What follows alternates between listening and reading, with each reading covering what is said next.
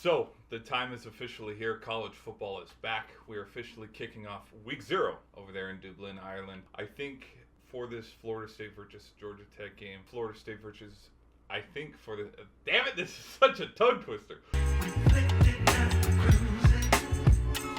For this Florida State versus Georgia Tech game, it would be easy to say, oh, give me the Seminoles. After doing a little bit of research and watching, kind of refreshing a little bit, watching some spring ball on both the Seminoles and the Yellow Jackets, I think it's going to be a closer game than we expect. So the last time that DJ Uiagalelei played the Yellow Jackets back in the 2021 season, that game was 14-8. And then the last time that Georgia Tech played Florida State, that was back in 2022. So it's been a little bit of a while since Florida State has played Georgia Tech, and there's a lot of excitement towards this game. I think it's one of the biggest games so far in week 0. 3, 2, 1, go! Round 1, fight!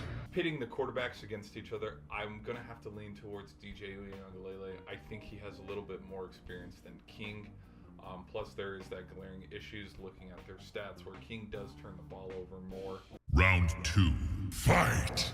Now let's jump to the running back room. I think the running back rooms are pretty equal. I was very impressed with Haynes and how he did in the spring game. But I would have to lean probably towards the fact that the Seminoles are bringing in some transfers from Alabama, and there's a loaded running back room for the Seminoles, so I would lean towards the Seminoles. Final round, fight!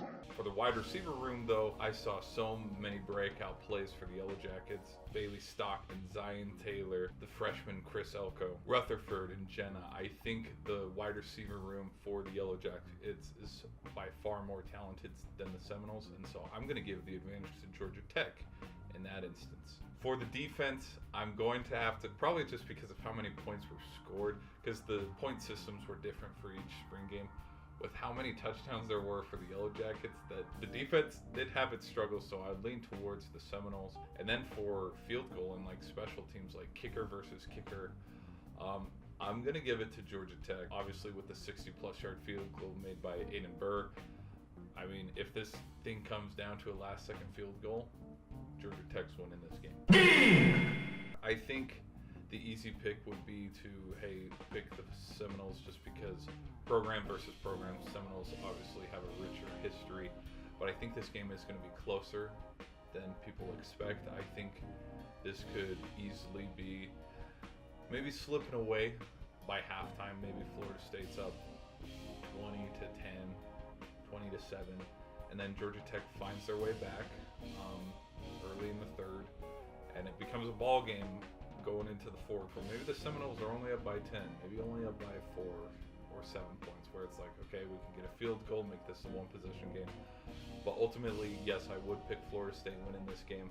I think this game can be a high-scoring, in the 30s, mid-30s kind of game, because both offenses can score the ball. And I think it's probably going to turn into a running back battle, which would be pretty ideal. If you guys made it to the end of the video, I thank you guys for watching. Be sure to hit that like button. Tune back in for all things college football here on this channel. I'll catch you in the next one.